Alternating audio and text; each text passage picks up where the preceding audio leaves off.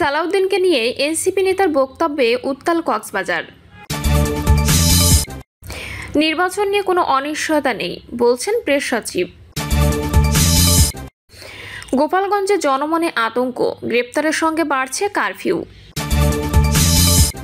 এবং সর্বশেষ জানাবো, ত্রয়োদশ নির্বাচনে ভোটার সংখ্যা প্রায় 13.25 কোটি, ভোট কেন্দ্র 45,000। শুনছিলেন সংবাদ শিরোনাম, এবারে বিস্তারিত।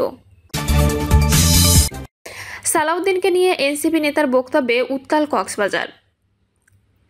কক্সবাজার জেলা শহরের শহীদ দৌলত ময়দানে এনসিপি জুলাই পদযাত্রার পথসভায় বিএনপির স্থায়ী কমিটির অন্যতম সদস্য, সাবেক মন্ত্রী এবং কক্সবাজারের সন্তান সালাউদ্দিন আহমেদকে নিয়ে এনসিপির মুখ্য সমন্বয়ক নাসির উদ্দিন পাটোয়ারি এক আপত্তিকর বক্তব্যে ফুঁসে উঠেছে কক্সবাজার। পাটোয়ারির বক্তব্যের পরপরই শহর জুড়ে বিএনপি ও অঙ্গ সংগঠনের নেতাকর্মীরা বিক্ষোভ মিছিল নিয়ে রাস্তায় বেরিয়ে পড়েন। অবরোধ করা হয় সড়ক। আকস্মিক এমন পরিস্থিতিতে উত্তেজিত বিএনপি ও অঙ্গ সংগঠনের নেতাকর্মীরা কবল থেকে রেহাই পেতে সেনাবাহিনীর সাজোয়া যানের পাহারায় পর্যটন শহর ছেড়ে বান্দরবানের পথে চকরিয়ার উদ্দেশ্যে রওনা দেয় এনসিপির পদযাত্রা।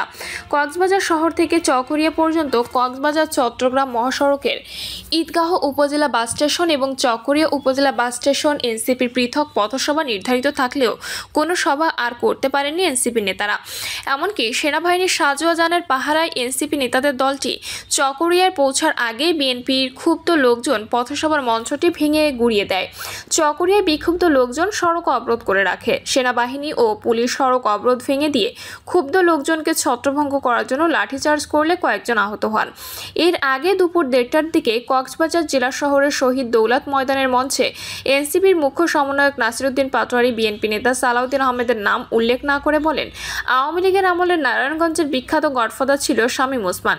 এখন শুনছি কক্সবাজারের নব্য গডফাদার শিলং থেকে এসেছে, ঘের দখল করছে, মানুষের জায়গা জমি দখল করছে, আবার সে নাকি সংস্কার বোঝে না। নাম না বললাম। কক্সবাজারের জনতা এই ধরনের সংস্কার বিরোধী। যে পিআর বোঝে না তাদের রাজপথে ঠকিয়ে দেবে ইনশাল্লাহ। এমন বক্তব্য প্রদানের পরপরই সামাজিক যোগাযোগ মাধ্যমে তা ছড়িয়ে পড়ে। তখনই বিএনপি সহ অঙ্গ সংগঠনের নেতাকর্মীরা ঘর থেকে প্রতিবাদ জানাতে রাস্তায় বেরিয়ে পড়েন।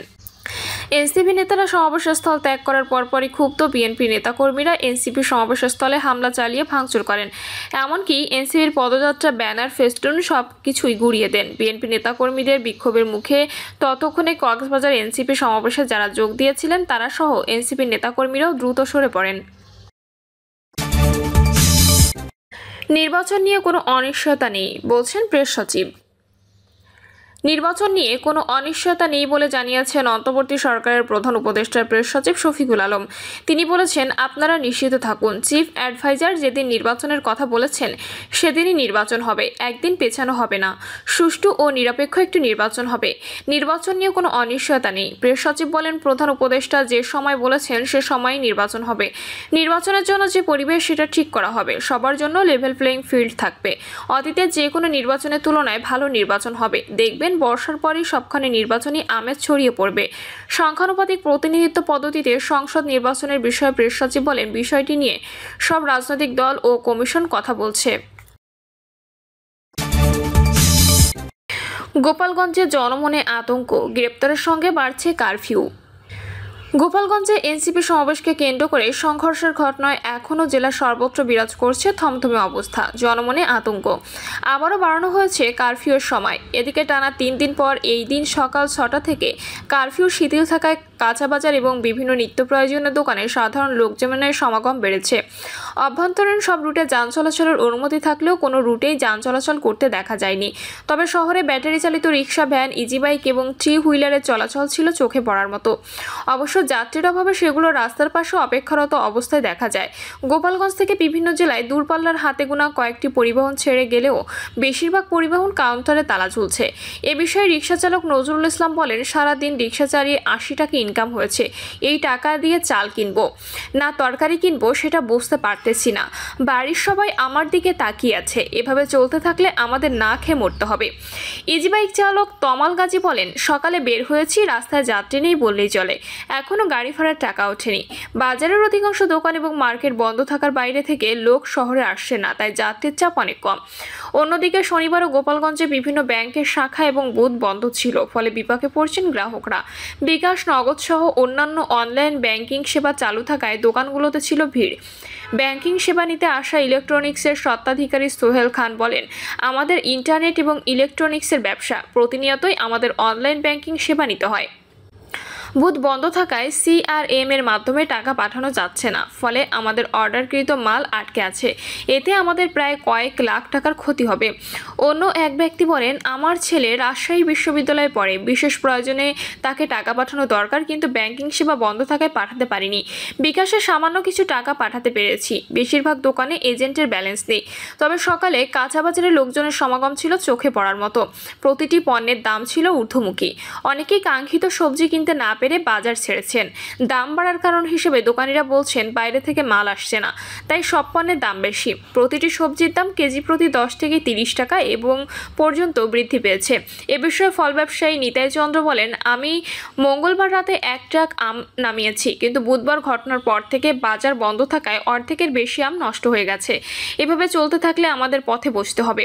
সবজির আড়ত ব্যবসায়ী কালিদাস সাহা বলেন, বুধবারের পর থেকে কোনো তরকারি এবং সবজির গাড়ি আড়তে আসেনি। ঘরে থাকা অনেক তরকারি পচে নষ্ট হয়ে গেছে। বিশেষ করে কাঁচামরিচ সহ কাঁচা তরকারি বেশি নষ্ট হয়েছে। আজ বেচাকেনা কিছুটা স্বাভাবিক ছিল। কারফিউ চলতে থাকলে আমাদের ব্যবসা চালানো অসম্ভব হয়ে পড়বে। ঘটনার পরদিন সকাল থেকে দেখা যায় জেলা শহরের প্রধান সড়কগুলো প্রায় ফাঁকা। রিক্সা, ভ্যান, ব্যাটারি চালিত ইজি বাইক, টিউ হুইলার ছাড়া আর কিছুই চোখে পড়েনি। তবে আজ রাত 8টা পর্যন্ত কারফিউ শিথিল থাকায় জনমনে কিছুটা স্বস্তি ফিরল, আতঙ্ক কাটেনি। বুধবার সন্ধ্যা থেকে মাঝে মধ্যে শিথিল রেখে চলছে কারফিউ। আর এ কারণে জনজীবনের স্বাভাবিক কাজকর্ম ব্যাহত হচ্ছে। বিশেষ করে খেটে খাওয়া দিনমজুর মানুষের কষ্টের সীমা নেই। অনেকেই অনাহারে অর্ধহারে জীবনযাপন করছেন।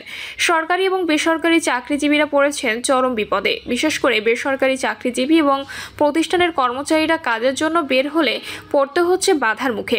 এর মধ্যে অনেকেই গ্রেপ্তার করা হয়েছে। কোনো কথা বলার সুযোগ না দিয়েই আটক করা হচ্ছে বাইরে বের হওয়া এসব চাকরিজীবীদের। গোপালগঞ্জ সোনালী ব্যাংকের অফিস সহকারী লিটন মুন্সি বলেন, আমার ভাই সোনালী ব্যাংক মহিলা শাখায় পিয়ন পদে কর্মরত। গতকাল বাসায় ফেরার পথে যৌথ বাহিনী তাকে গ্রেপ্তার করে পুলিশের সোপর্দ করে। আজ ব্যাংকের ম্যানেজার এবং ঊর্ধ্বতন কর্মকর্তারা গেলেও তাকে ছাড়ানো যায়নি। তবে থানা পুলিশ তাকে ছেড়ে দেওয়ার আশ্বাস দিয়েছে। এছাড়াও এনজিও কর্মী, ইন্টারনেট ব্যবসায়ী, ঠিকাদার এবং বিভিন্ন ব্যবসায়ীরা প্রতিনিয়তই গ্রেপ্তার আতঙ্কে চলাফেরা করছেন। সংঘর্ষের ঘটনায় গোপালগঞ্জ সদর, কোটালীপাড়া ও কাশিয়ানী থানা পুলিশের কাজে বাধা, ভাঙচুর ও অগ্নিসংযোগ ঘটনায় পৃথক 4টি মামলা হয়েছে বলে জানিয়েছে পুলিশ। এসব মামলায় প্রায় 3000-এর অধিক লোককে আসামি করা হয়েছে বলে জানা যায়। ঘটনার সঙ্গে জড়িত সন্দেহে এ পর্যন্ত 306 জনকে গ্রেপ্তার করা হয়েছে। নাম প্রকাশ না করার শর্তে এক ভুক্তভোগী বলেন, শুক্রবার আমার ভাইকে যৌথ বাহিনী গ্রেপ্তার করে নিয়ে যায়। তাকে ছাড়ানোর জন্য আমরা থানায় বিভিন্নভাবে চেষ্টা করি, কিন্তু তারা রাজি হচ্ছিল না। পরবর্তীতে 2 লাখ টাকা দাবি করে। আমরা অনেক কষ্ট করে 1 লাখ টাকা দিয়ে ছাড়িয়ে এনেছি। তিনি আরও বলেন, গোপালগঞ্জে এখন গ্রেপ্তার বাণিজ্য চরমে। এ বিষয়ে খোঁজ নিতে গোপালগঞ্জ সদর থানায় গেলে ভারপ্রাপ্ত কর্মকর্তা মোহাম্মদ সাজেদুর রহমান কোনো বিষয়ে কথা বলতে রাজি হননি। এমনকি প্রশাসনের কেউ সাংবাদিকদের সঙ্গে কথা বলতে চাননি। এদিকে গত বৃহস্পতিবার রাতে গোপালগঞ্জের সাংবাদিকদের সঙ্গে কথা বলেছেন ঢাকা বিভাগের বিভাগীয় কমিশনার শরফুদ্দিন আহমেদ চৌধুরী এবং ঢাকা রেঞ্জের ডিআইজি রেজাউল করিম মল্লিক। এ সময় তারা বলেন, ঘটনার সঙ্গে জড়িত কাউকে ছাড় দেওয়া হবে না।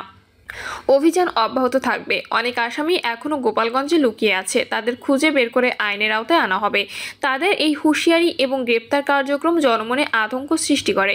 বিগত কয়েকদিন যৌথ বাহিনীর টহল এবং গ্রেপ্তার গোপালগঞ্জবাসীকে আরও চিন্তায় ফেলেছে। নাম প্রকাশ না করার শর্তে এক অভিভাবক বলেন, আমার 2 ছেলে বঙ্গবন্ধু কলেজে পড়ে। গ্রেপ্তারের ভয়ে আমি তাদের মামাবাড়ি অন্য জেলায় পাঠিয়ে দিয়েছি। এমন চিত্র গোপালগঞ্জের অধিকাংশ গ্রামে। গ্রেপ্তার আতঙ্কে এড়ানোর জন্য যে যার মতো পারছেন এলাকা ছেড়ে অন্যত্র আশ্রয় নিচ্ছেন।